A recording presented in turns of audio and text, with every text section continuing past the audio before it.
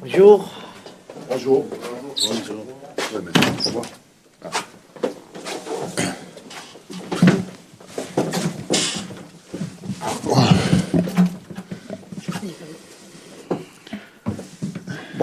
Bonjour à tous et à toutes. Dans ces journées, conférence pré-match un peu particulière. Mais bon, on voudrait surtout communiquer, nous comme club, qu'on a accepté et respecté, c'est le mot, les souhaits de notre coach Igor Tudor de ne pas continuer l'aventure avec nous la prochaine saison, avec date 30 juin, de ne pas continuer l'aventure du club. C'est à son tour de communiquer, non? Je voudrais surtout, à titre personnel et à titre du club, avec tous les dirigeants, Javier, David, de remercier Igor pour le bon travail qu'il a fait, avec beaucoup de respect des deux côtés. On a eu beaucoup de discussions dernièrement, comme vous savez, pour bien analyser comment s'était passée la saison, mais surtout pour analyser un peu la suite. Il a pris sa décision, mais nous, comme club, c'est qu'on tient à remercier le dur travail et les valeurs qu'il a données à cet effectif et à ce club, qui sont les valeurs qu'on partage tous nous ensemble, les valeurs de l'exigence, les valeurs du travail, la valeur de la rigueur, de ces ambitions toujours de chercher de donner le maximum. On est très content du travail qu'il a accompli. Je tiens seulement et je te donne la parole, Igor. Après, on fera une conférence de presse tous nous ensemble, comme toujours, pour analyser et faire un bilan de la saison prochaine lundi. Comme toujours, sans limite de questions, sans limite de temps, pour bien analyser tous ensemble. Mais je crois que maintenant, c'est le moment de Igor. Merci. Merci. Buongiorno a tutti. Anche se non parlo francese, ho capito questo che ha detto il Presidente. Li ringrazio per bellissime parole. Sento di ringraziare a lei come Presidente, Javier come Direttore, David Frio, proprietario, Frank e tutto il club per la fiducia che mi hanno dato. È un onore di passare un anno in questo club come Olympique Marsiglia. Mi sono sentito veramente onorato tutto l'anno di fare parte di questa famiglia grandiosa con tifosi che si vedono raramente, con un'energia nella città che si vede raramente. Ecco, veramente ho passato un anno bellissimo, un anno di grande esperienza, di grande crescita personale. Sono sicuro che lascio il club in miglior situazione di quando l'ho trovato, da tanti punti di vista, ecco, e vado orgoglioso da qua, ecco. Ho preso questa decisione di andare via. Ragioni sono sia professionali sia privati. Non c'ho nessun accordo con nessun altro club, non vado via perché ho litigato con qualcuno, non vado perché non trovo qua gente che non mi supportava, anzi ho trovato un club con la gente dentro, anche con valori, da quelli che lavorano su campo, e altri. Ecco, li ringrazio tutti quanti e li auguro il meglio per futuro, perché questo è un club speciale e merita tutto il meglio. Ecco. Alors, bonjour à tous. Je ne parle pas français, mais j'ai compris ce qu'a dit le président, donc je tiens à le remercier. Je tiens à vous remercier, Président, pour vos mots. Remercier aussi Javier, remercier David Frio, Franck, le propriétaire. C'était un honneur pour moi de travailler pendant cette année, cette saison au sein du club. C'était vraiment un honneur de faire partie de cette famille, de retrouver des supporters comme on en trouve rarement, une énergie dans cette ville qui est rare. Voilà, j'ai passé vraiment une année formidable, de grande expérience qui m'a beaucoup appris. Au niveau personnel aussi, j'ai grandi. Voilà, je pense que je quitte le club et je le laisse dans de meilleures conditions, dans une meilleure situation que celle que j'avais trouvée. Donc ça, c'est une fierté pour moi. Voilà, j'ai pris cette décision de partir pour des raisons privées et professionnelles. Après, je n'ai aucun accord avec un autre club. Je ne m'en vais pas parce que j'ai une dispute avec quelqu'un ou parce que les gens ne m'appréciaient pas. Au contraire, j'ai vraiment trouvé ici des gens avec de grandes valeurs et donc voilà, je souhaite le meilleur au club et à toutes les personnes qui y travaillent. Ok. On va passer à quelques questions. Alexandre? Bonjour Igor, bonjour à tous. Vous nous dites que c'est des raisons privées et professionnelles. On ne peut pas s'empêcher de penser quand même que lors de votre premier match, la première journée, vous avez été considérablement sifflé par le public du Vélodrome. Est-ce que quand même ça a compté dans votre choix et dans l'attachement que vous avez à ce club? Allora, ci ha appena detto che lascia la società per ragioni private e professionali, ma non possiamo non pensare al fatto che durante la prima partita in stagione era stata fischiata all'ingresso al Velodrome, quindi è qualcosa che comunque ha contato anche nella sua decisione, anche per l'attaccamento a questa società?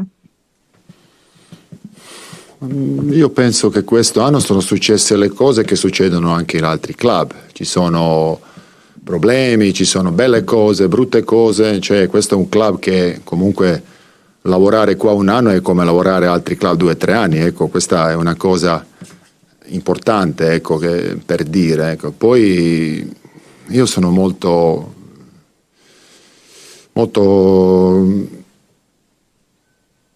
tranquillo con me stesso, ecco, cioè, ho preso questa decisione con molta calma già da un po' di tempo, ecco.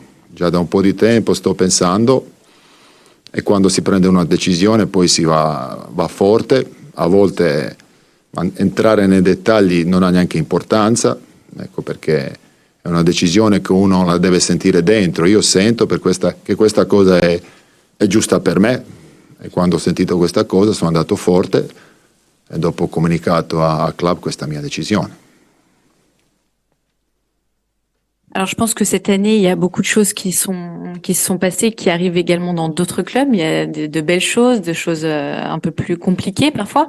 Après, je pense que de travailler ici à l'OM 1 an, c'est comme travailler 2-3 ans dans un autre club. Voilà. Donc moi, j'ai pris cette décision de manière très calme. Je suis tranquille, j'ai l'esprit tranquille. J'y ai pensé pendant un moment, ça faisait un moment que j'y pensais. Voilà, j'ai pris cette décision. Et maintenant, je pense que les détails n'ont pas forcément d'importance. C'est vraiment ce que je sens en moi qui compte. Et donc voilà, une fois que j'ai senti cette chose et que j'ai pris ma décision, j'ai voulu voilà la communiquer après avec vous tous. Mourad. Oui, bonjour coach. Alors vous venez d'un club, vous avez fait votre formation, vous avez eu beaucoup d'années à la Juventus, un club qui a la tradition de beaucoup gagner. Or l'OM ne gagne plus beaucoup. Vous avez fait référence à Annecy, ces matchs où l'OM perd, on ne comprend pas pourquoi. Est-ce qu'il y a peut-être des choses difficilement perceptibles en dehors des hommes, du projet, qu'il n'y a pas à l'OM et qu'il y a à la Juve? Est-ce que, en partant, vous allez pouvoir donner au président peut-être des conseils sur des petits détails qui font que à la Juve, on gagne plus souvent qu'à l'OM? Allora, lei è stata formata, è stato tanto tempo comunque alla Juventus, che ha una tradizione di vincere tanto. Al contrario, ultimamente il Marsiglia non ha vinto tanto. Aveva accennato lei l'altro giorno la partita di Annecy, in cui si è perso senza sapere veramente perché. Quindi, senza entrare in troppi dettagli a livello di uomini, della rosa, quant'altro, ci sono consigli o dettagli magari che vorrebbe dare anche alla società per poter aiutare su questa differenza, sul fatto che magari alla Juve si vince tanto, al Marsiglia un po' meno.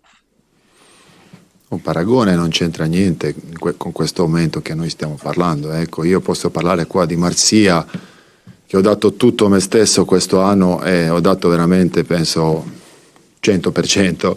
Sono stati notti dove non si è dormito e tanti, ecco, dove si è pensato, dove si è analizzato. Consigli, quelli abbiamo fatti io e i dirigenti uno altri tutto questo anno, che è stato un anno livello di cooperatività con dirigenti da 10 voto 10, ecco. C'è gente competente che sa qual è la strada. Penso che la strada l'abbiamo intracciata bene consigli, c'è gente che non ha bisogno di miei consigli perché c'ha capacità di saper guidare questo club di grande livello. Alors, je pense qu'il n'y a pas de comparaison à faire à l'heure actuelle. Moi, ce dont je peux parler, c'est de l'OM, de Marseille. Ici, j'ai vraiment tout donné. Je pense que j'ai donné 100% de moi-même. Il y a eu beaucoup de nuits blanches. On a beaucoup pensé longuement avec les dirigeants. Je pense qu'il y a eu une coopération de ma part avec le club vraiment 10 sur 10, fantastique. Je pense que ce sont des personnes compétentes qui savent quel est le chemin à suivre. On a déjà commencé un peu à le tracer, mais voilà, je pense qu'ils n'ont pas besoin de mes conseils. Ils savent et ils ont les capacités pour réussir à trouver la clé. Karim. Ciao Igor. Vous l'avez dit,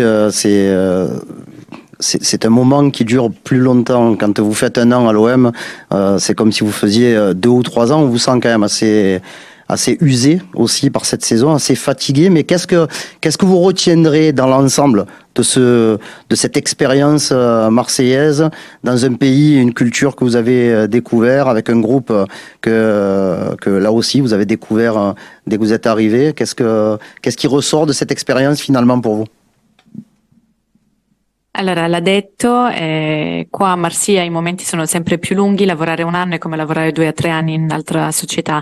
La sentiamo un po' provata, magari anche un po' stanca, ma cosa alla fine ricorderà da questa esperienza, dalla scoperta di una nuova cultura, un nuovo paese, la scoperta di una rosa completamente diversa, e quindi cosa gli rimarrà da quest'anno?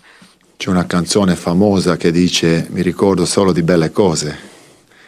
Infatti bisogna imparare da quelle cose che io ho detto ai ragazzi questo anno, no, di spogliatorio. Tante volte ho provato a insegnarli che le cose brutte non sono brutte, sono quelle come li vedi. Se li vedi da crescere, allora crescerai. Se li vedi come un problema, una ansia, non si cresce. Si cresce di tutto. Si è vissuto primo anno in un paese nuovo per me, Francia, bellissimo, gente bella, tifosi speciali, buoni vini anche, e bisogna vivere così perché poi dopo si cresce tutta la vita. Ecco, dal punto di vista calcistico mi ricordo è una liga bellissima, non me l'aspettavo di questo livello, giocatori interessanti, di buon ritmo, di allenatori preparati, stadi sempre pieni, sempre belli. Mi ricorderò penso, magari sbaglio, di un bel calcio che abbiamo offerto quest'anno, un calcio di emozioni, un calcio di secondo me quello che ho ricepito io che è piaciuto. Ecco, nel club mi ricorderò, penso, di questo grande lavoro, di provare a crescere dal punto di vista di lavoro, cultura di lavoro, che questa è una cosa, ricordate, fondamentale per la crescita. Avere un'esigenza, una cultura lavoro dentro il club, senza quello non si cresce quello che come si deve. Ecco, questo penso che questo mi rimane nel lavoro che abbiamo fatto. C'è una bella base per proseguire su questa strada e io auguro che Marsiglia in poco periodo fa quello che deve fare e vince i trofei, ecco. Alors comme je l'ai dit, je pense qu'il y a une chanson qui dit souvent il vaut mieux se souvenir que des belles choses. Et voilà, moi c'est quelque chose que j'essaie de transmettre aux joueurs en leur disant que ce qui arrive ce n'est pas mauvais si on le voit d'une manière différente, on peut l'utiliser pour progresser, pour s'améliorer. Alors que si on voit les épisodes négatifs comme des problèmes, ça crée de l'angoisse, ça crée du stress et c'est pas quelque chose de bon.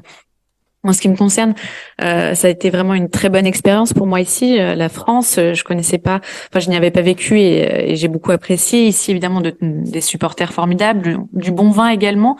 Voilà, je pense que en ce qui me concerne, j'ai vraiment une progression constante. J'essaie toujours de progresser tout au long de ma vie. Du point de vue du football, je pense que le championnat français est vraiment formidable. Il y a un bon rythme, des joueurs intéressants. Les entraîneurs sont préparés, les stades sont toujours pleins, donc voilà, c'est quelque chose qui est agréable à voir. Et en ce qui nous concerne, je pense qu'on a quand même fourni et montré un beau football, un football qui procurait des émotions au public, qui, je pense, était apprécié aussi.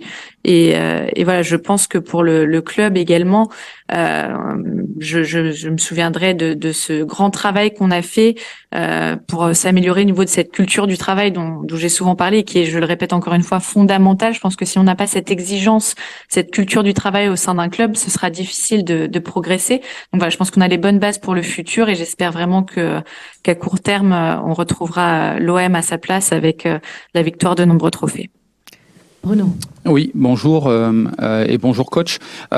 Quelle est la raison, je me permets d'insister, mais est-ce qu'il y a une raison particulière? Parce que vous venez de nous dire que vous avez passé une belle saison, le Vélodrome est plein, vous dites que le club aujourd'hui, et on peut le comprendre, est plus exigeant, il y a une certaine exigence par rapport à il y a un an, voilà, ainsi de suite, que vous avez une très bonne relation avec vos dirigeants, et vous partez quand même, coach.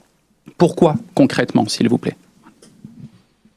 Allora, c'è comunque, torno un po' sull'argomento, ma c'è una ragione particolare per questa partenza, perché comunque l'ha detto, lo stadio è sempre pieno, è stata una bella stagione, a livello di società è aumentata questa esigenza, le esigenze più alte a livello di lavoro, ha parlato anche di ottime relazioni con la dirigenza, quindi cos'è alla fine che la fa comunque andare via?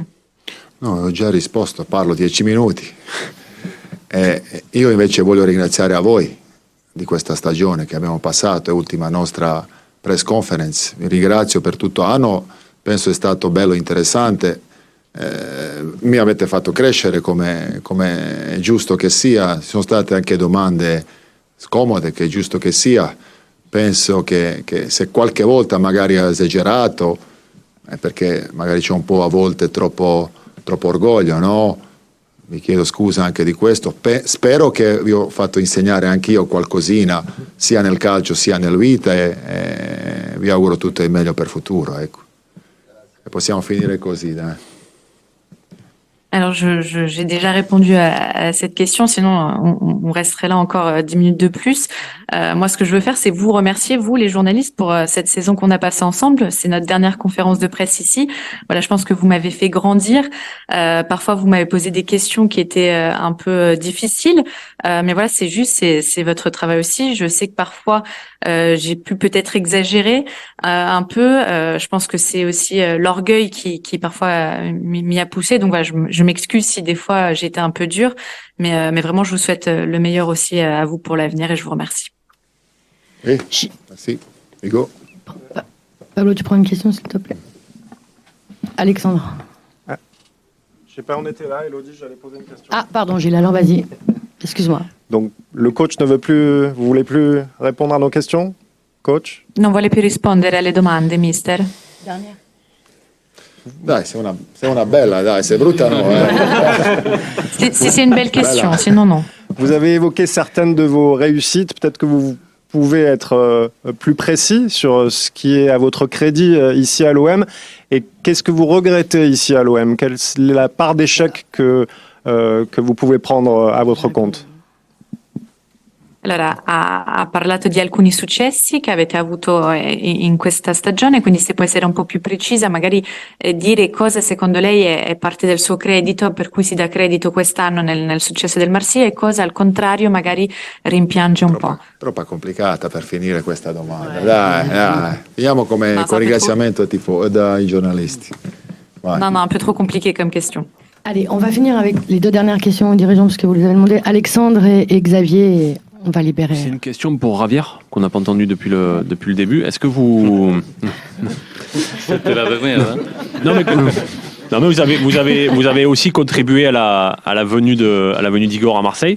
Et donc déjà, je voulais savoir vous ce que vous ressentez de le voir partir un an plus tard.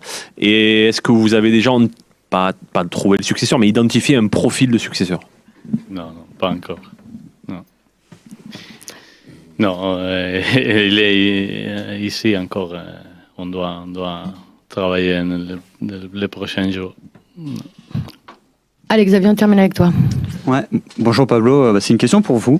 L'air de rien, en 3 ans, on a connu 3 entraîneurs. Il y a eu l'intérim de Nasser Larguet. Mais concrètement, cette instabilité, parce que c'est factuel à chaque fois, un an, est-ce que ça vous inquiète? Comment vous la vivez, vous, de l'intérieur? Parce qu'on imagine qu'avec Igor Tudor, vous vouliez continuer. Voilà, qu'est-ce que vous pouvez nous en dire là-dessus? Et par rapport à la suite, Je voudrais prolonger la question. Est-ce que vous allez chercher un entraîneur dans le même style, dans la même philosophie, dans les mêmes principes, dans les mêmes exigences de valeur de travail qu'Igor Tudor? Désolé pour la longueur. Bon. Pour commencer, tout d'abord, il y a une chose toujours, non, qu'on parle de ce type de pression qui existe dans l'ambiance, de l'exigence, que c'est juste, que c'est comme ça, et c'est une situation dans laquelle on vit et dans laquelle on doit toujours s'adapter.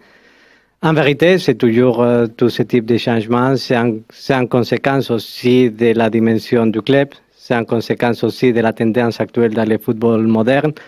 Et c'est juste, surtout, avoir la transparence, avoir des relations directes comme moi. Je ne crois pas qu'il y a un regret spécialement de ce qu'on a vécu ensemble. Tout le contraire, il y a un remerciement de notre côté, spécialement parce que ça nous donne la direction pour la suite. Qu'on pourrait parler après lundi, je crois que c'est le bon moment bien de discuter, spécialement parce que ce que nous a donné Igor dans lequel on était dans une situation très confortable, c'est cette culture du travail, c'est ce niveau d'exigence, c'est ce niveau, on peut dire, de l'ambition qu'autour de l'effort, on peut construire des choses, de chercher de donner de l'ordre et de ce qu'on a vécu dans des différents pays pour la construction d'un effectif avec de bonnes valeurs.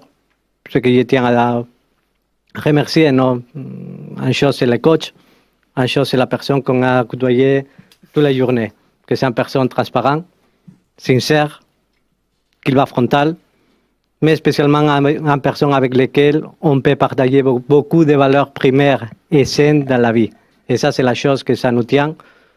Je ne crois pas dans une instabilité parce que c'est prendre des décisions honnêtes. Toujours que c'est fait avec l'honnêteté, la transparence et avoir donné tout et du travail et de l'exigence, on tient seulement que des bons souvenirs et des remerciements, spécialement parce que ça, ce sont des bonnes valeurs primaires et des bonnes valeurs dans la vie qu'on veut continuer à donner dans les clubs. Merci beaucoup.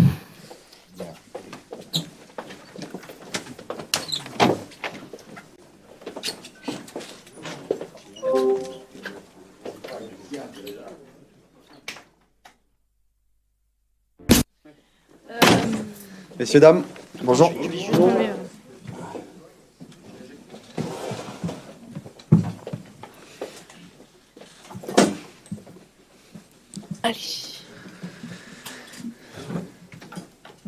Allez, c'est parti. Valentin, bonjour. Bon, comme c'est souvent de coutume, c'est un des capitaines qui vient clore la saison. Donc c'est toi qui viens en sachant que tu ne seras pas du déplacement d'Ajaccio pour suspension. L'actualité, elle est tout autre aujourd'hui. On est obligé de commencer par ça. Pablo Longoria, Javier Ribalta et Igor Tudor ont annoncé la fin de la collaboration.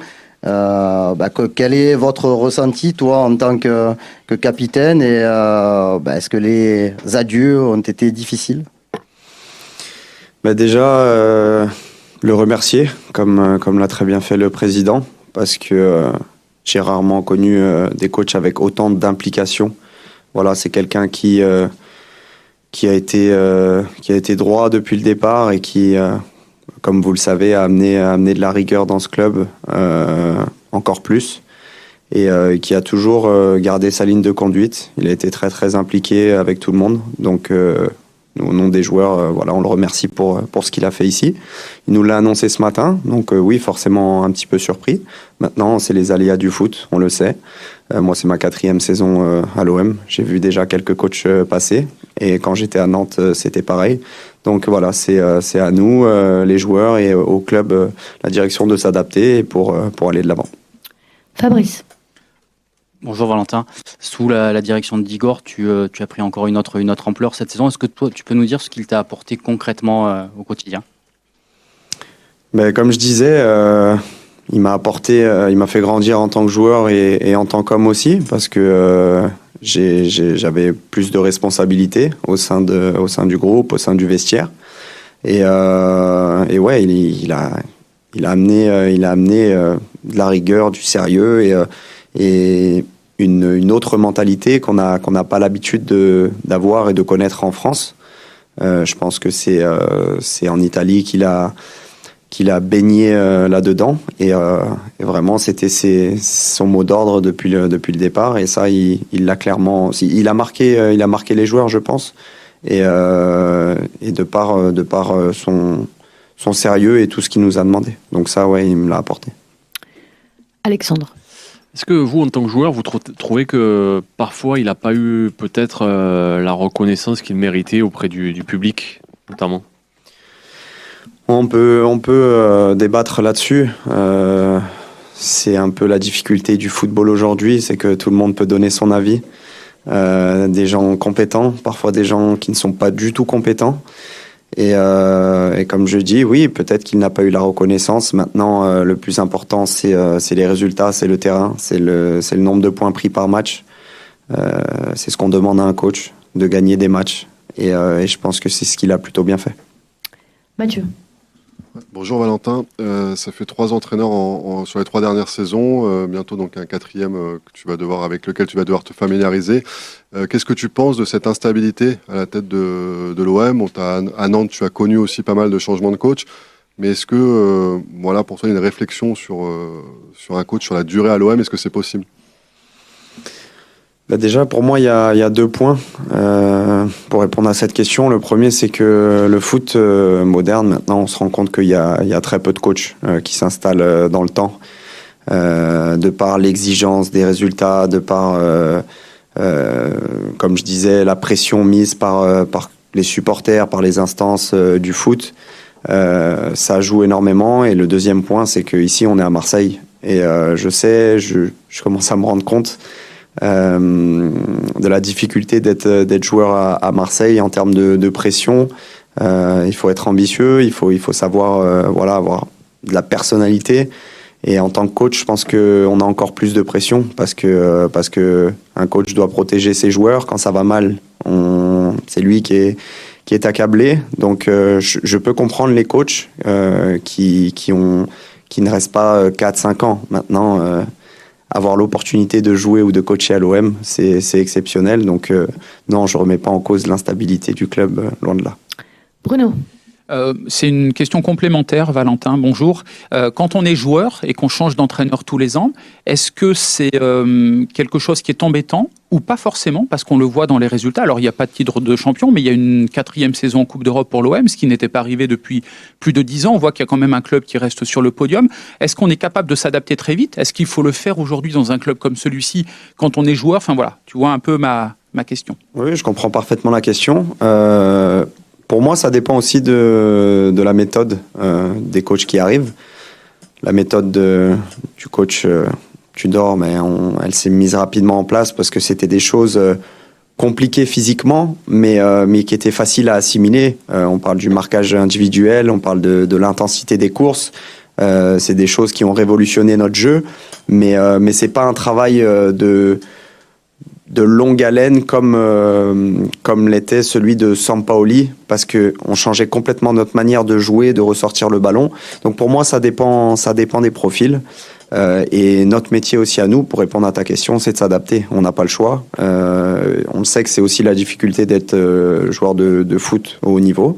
Et c'est comme ça. C'est soit tu y arrives, soit tu t'en vas. Ben non, je dirais pas que c'est facile parce que c'est comme sur le terrain, tu as des automatismes avec ton coach, tu sais ce qu'il te demande, tu sais ce qu'il attend de toi, de l'équipe, et de devoir se réadapter à quelqu'un, parce que c'est pas qu'un coach, c'est aussi un humain, un être humain, donc voilà, c'est différentes valeurs, différentes approches, donc oui, il faut se réadapter, c'est pas facile, mais c'est notre métier. Michel. Bonjour Valentin. Première chose, tu boites, qu'est-ce que tu as, si tu peux nous répondre ça. Et deuxièmement, tu as tout le temps défendu Igor, ce côté rigueur, travail, exigence. Est-ce que malgré tout, maintenant que c'est terminé, tu pourrais dire que parfois il a peut-être manqué de flexibilité dans le groupe, et il y a pas mal de joueurs avec qui le courant n'est pas passé. Il y avait peut-être parfois un système, il n'y avait pas de plan B, il a dit lui-même. Est-ce que vous en avez discuté avec le coach, vous, les cadres de l'équipe, ce manque peut-être un petit peu de flexibilité, parce que de l'extérieur on a l'impression parfois qu'il était un petit peu borné et qu'il voulait mourir avec ses idées. Alors, je vais essayer de bien structurer ma réponse. Déjà, merci de vous inquiéter de mon état de santé. Je me suis fait infiltrer le tendon hier parce que je souffre depuis 2 ans maintenant et cette saison, j'ai pas réussi à faire passer la douleur. Donc là, j'avais une fenêtre pour me faire soigner comme je suis suspendu ce week-end. Donc j'en ai profité, j'ai fait de la PRP sur mon tendon et ça me fait boiter pendant quelques jours, mais rien de bien grave. Pour répondre à la deuxième partie de la question, oui, j'ai défendu le coach et je le défends encore parce que quand je parle de rigueur, de sérieux, tout ça, c'est vrai qu'il a amené ça, peut-être que ça a été un changement radical, mais pour moi, dans un club de haut niveau, c'est des valeurs qui devraient être normales en fait. Ça devrait pas être quelque chose où on se dit waouh, ouais, il a amené de la rigueur. Pour moi, on est l'Olympique de Marseille, on est un très grand club d'Europe et ça devrait être des choses normales. Pour ce qui est de la flexibilité, chaque personnalité est différente. Le coach, peut-être qu'il a la tête dure, mais ça fait partie de ses qualités aussi. C'est pour ça qu'il en est là aujourd'hui. Et il a défendu ses idées jusqu'au bout. Après, si vous voulez parler de foot avec lui, c'est à lui qu'il faut poser les questions au niveau de la tactique. Mais en tout cas, oui, on a échangé tout le long de l'année sur ses idées, sur ce qu'on pensait, parce qu'il n'est pas fermé au discours, contrairement à ce que vous dites. Et on a échangé là-dessus. Flo. Oui. Valentin, est-ce que pour toi ça rebat un peu les cartes sur l'avenir de certains joueurs qu'on n'imaginait pas poursuivre avec Igor Tudor parce qu'il y avait eu, on va pas se le cacher, quelques petites frictions. Enfin bon, on n'a pas tous les détails, mais on sait qu'il y en a eu quand même quelques-unes des tensions. Voilà. Est-ce que pour toi ça peut rebattre les cartes pour Dimitri, pour Matteo, pour d'autres joueurs qui avaient moins de temps de jeu ou comptaient moins aux yeux de Tudor? Mais ça, on le verra pendant le mercato. On va laisser déjà Pablo, Javier et toute la direction travailler sur le successeur d'Igor. Et puis ensuite sur le mercato, je pense qu'ils ont déjà commencé. Mais oui, je pense que l'avenir forcément n'est peut-être pas le même pour certains joueurs. Mais je peux pas vous dire, je suis pas dans les confidences pour l'instant. Et on le verra par la suite. Pour moi, oui, il reste. Pourquoi voulez-vous qu'il parte? Xavier. Bonjour Valentin. J'ai une question foot à proprement parler. Vous avez connu Jorge Sampaoli et son football de possession assez horizontal. Vous êtes passé à un football très vertical avec Igor Tudor. Est-ce que vous estimez déjà que ce football correspond plus au foot moderne actuel et à ses exigences? Et la seconde question, c'est est-ce que vous êtes prêt à repartir physiquement sur une nouvelle saison avec une grosse intensité, avec des entraînements hyper rigoureux, hyper exigeants, comme vous l'avez connu avec Igor Tudor? Pour moi, un coach fait ses entraînements en fonction de sa manière de jouer. Donc forcément, si on cherche un style vertical qui est très énergivore, il faut avoir le coffre, il faut s'entraîner pour être capable de reproduire ça en match le week-end sur 90 minutes. Les entraînements, c'est pas pareil que le match, donc c'est encore les matchs sont encore plus intenses que les entraînements, donc vraiment il faut être prêt. J'ai pas la formule magique. Maintenant, vous parlez de jeu horizontal, de jeu vertical, et on regarde la meilleure équipe du monde actuellement, c'est Manchester City. Et c'est une équipe qui garde le ballon comme on le faisait avec Sampaoli, mais qui est capable aussi d'amener énormément de verticalité quand il le faut. Donc je pense que c'est un équilibre. Après, c'est très très dur à mettre en place. C'est bien pour ça que ce sont les meilleurs. Alex.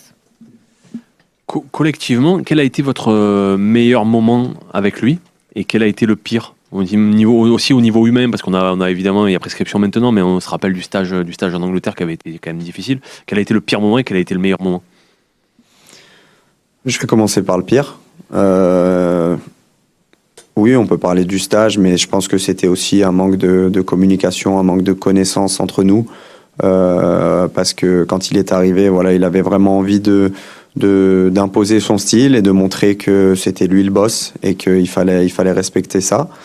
Je pense au match d'Annecy, qui personnellement a été un très très gros échec. Parce qu'on avait la possibilité et même, je dirais, le devoir de faire mieux. Voilà, donc on va pas remuer le couteau dans la plaie, mais le match d'Annecy a laissé beaucoup de traces. Et mon meilleur moment de la saison, je pense que le match contre Paris en coupe, bien évidemment, où on a senti une euphorie collective, même partagée avec les supporters, avec tout le monde. C'était vraiment un très très bon moment et je pense que tout le monde s'en souviendra. Mourad. Oui, bonjour Valentin. Donc comme tu l'as dit, tu as connu des coachs très différents, styles de jeu très différents. Et ton ressenti à toi, est-ce que toi, tu as pris du plaisir sur le terrain à jouer de cette manière-là? Et on a eu beaucoup d'observateurs aussi qui s'inquiétaient du fait que ce jeu était trop énergivore. Est-ce que toi, tu l'as ressenti? Bref, quel a été ton ressenti avec le style de jeu pratiqué cette saison? Est-ce que tu as pris du plaisir? Est-ce que... Voilà.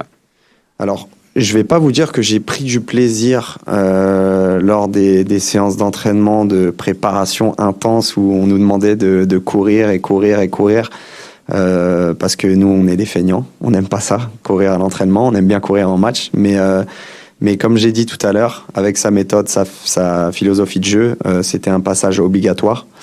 Donc, même si on râle, on le fait. Et le but, c'est d'être prêt en match. Maintenant, c'est vrai que sa façon de jouer, de défendre, demande beaucoup d'énergie, que ce soit physique ou mentale, parce qu'il faut toujours être en alerte, toujours concentré et répéter les courses de haute intensité. Après, j'ai envie de vous dire, le plaisir, on le prend dans la victoire. Parce que on peut être à l'équipe avec le plus de possession au monde, si tu perds tous tes matchs, ça sert à rien. Nous, on est des compétiteurs, on est là pour gagner des matchs, et le plaisir, on le prend dans la victoire. Donc oui, c'était dur, mais on a quand même gagné beaucoup de matchs cette saison, et le plaisir, il était là. Karim, on va finir avec toi. J'ai croisé pas mal de supporters depuis samedi soir et bon, il y en a pas mal qui étaient en colère, hein, c'est normal, par rapport notamment au dernier match et qui ont un sentiment de gâchis aussi par rapport à la saison sur certains moments, comme tu l'as dit. Par contre, ils ont cette fierté de dire nous, on a toujours été là de la même manière. C'est vrai qu'on a vécu quand même une saison exceptionnelle à ce niveau-là, parce que même quand vous avez été dans le dur, ils ont été à 100% derrière vous. Comment, toi et le groupe, vous avez vécu cette expérience 2022-2023 avec le public du Vélodrome, mais je parle plus largement aussi avec tous les supporters qui se déplaçaient un peu partout en France? Je pense que tu as tout dit. Ils ont été fantastiques cette saison. De toute façon, si vous ne m'aviez pas posé de questions là-dessus, j'aurais terminé par ça aussi. Mais t'es bon. Mais non, vraiment, merci, c'est trop peu. Donc voilà, on est tous hyper contents, bien évidemment, d'avoir eu ce soutien-là cette saison. Ils ont été, comme je l'ai dit, fantastiques. Et ils se sont aussi démenés partout en France. Ils se sont déplacés. On est frustrés parce qu'on n'a pas réussi à leur rendre en fin de saison. Voilà, on a raté des opportunités et on aurait aimé bien sûr leur offrir encore plus de victoires, les faire vibrer encore plus, notamment en coupe. Donc ça, c'est vraiment notre gros regret. Mais merci à tous les supporters, merci à tous ceux qui ont fait des déplacements, tous ceux qui nous suivent, parce qu'en plus d'avoir été nombreux à chaque match, comme tu l'as dit, ils nous ont soutenus même quand ça allait moins bien. Et en plus de ça, ils ont été exemplaires dans le comportement. Donc 10 sur 10.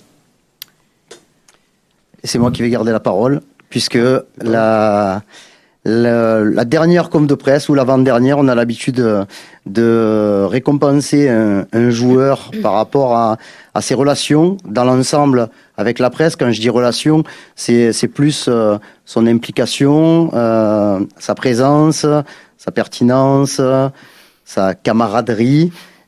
Tu as été le joueur qui a fait le plus de zones mixtes cette saison. C'est pas pour ça que tu vas avoir ton prix, mais ça compte. J'en ai compté 18. Il y a, entre le championnat et les coupes, tu as participé à 5 conférences de presse.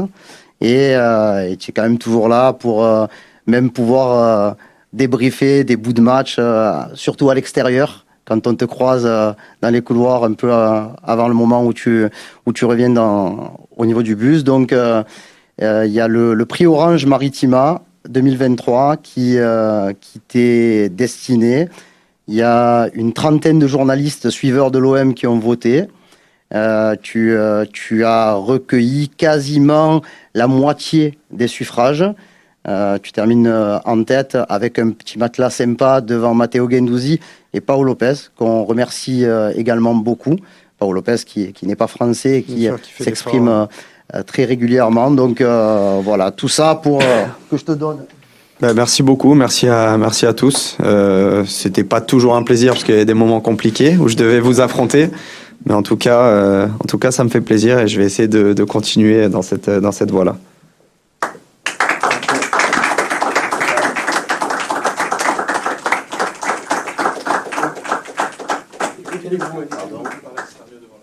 Une avec moi et une sans moi, bien sûr. Pardon? Je crois que tu me laisses seul. Tout seul? Juste pour information, parce qu'il faut le dire et qu'on ne le décerne pas, le prix Citron a été décerné à Alexis Sanchez. Pas par rapport à son comportement sur le terrain, mais bon, parce qu'il a été un petit peu absent. Il avait participé à une formidable conférence de presse après le match contre Annecy. Mais c'est vrai que je pense qu'il y a pas mal de suiveurs de l'OM qui auraient aimé avoir un petit peu plus de paroles d'El Niño Maravilla cette saison. Mais bon, voilà, on lui en veut pas et on espère le voir l'année prochaine. Moi, j'ai un dernier petit truc à dire. Je crois que Karim va bientôt fêter ses 50 ans, un demi-siècle. Donc voilà, j'avais un petit cadeau pour lui et je pense que ça te fera plaisir. Voilà. Joyeux anniversaire avec un peu d'avance.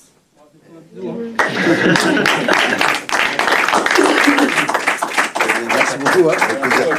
Avec plaisir.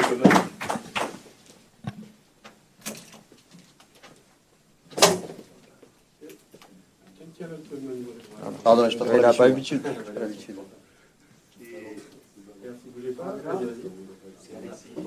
C'est bon? Merci beaucoup. Merci, franchement, plaisir. C'est une belle surprise. Oui, 2 minutes, j'arrive. Juste mon... Ciao, ciao. Bonnes vacances, c'est bon dernier match.